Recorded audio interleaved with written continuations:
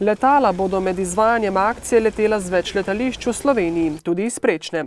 Letos, tako kot že od leta 1988, veterinarska uprava na 28. september, ki je svetovni dan stekline, začenja jesensko akcijo cepljenja lisic proti steklini. Vsako leto opravimo dve, spomladansko in jesensko. Torej na leto vržemo malo manj kot 1 milijon vab na teritorij Republike Slovenije. Letala bodo tokrat odvrgla približno 460 tisoč vab, kar pomeni med 22 in 26 vab na kvadratni meter. Vaba sicer nekoliko spominja na piškotek. Je velikosti 3,5 x 3,5 cm.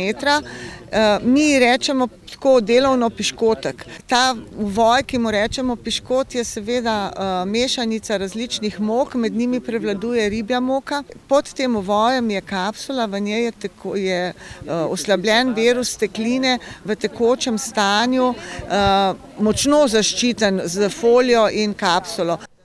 V veterinarski upravi pozivajo, naj se ljudje vab ne dotikajo. Če pa vsebina vabe pride v stik s sluznico ali svežo rano, je to mesto potrebno temeljito sprati in obiskati najbližjo antirabično ambulanto. Pri nas se ta nahaja v Zavodu za zdravstveno varstvo Novo mesto.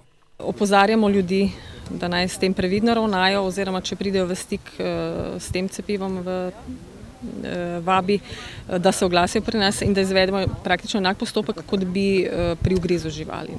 Proti steklini je treba zaščititi tudi hišne ljubljenčke, še opozarjajo v veterinarski upravi. Akcija bo predvidoma trajala do 15. novembra.